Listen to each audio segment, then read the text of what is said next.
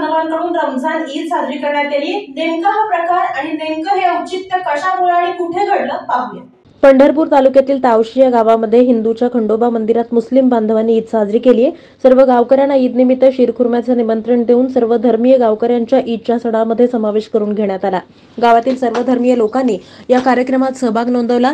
ईदचा सण फक्त मुस्लिमांचा नसून तो सर्वांचा आहे, या भावनेनं सर्व गावकरी सहभागी होऊन हम सब एक हे महाराष्ट्राला आणि देशाला या गावकऱ्यांनी दाखवून दिलं।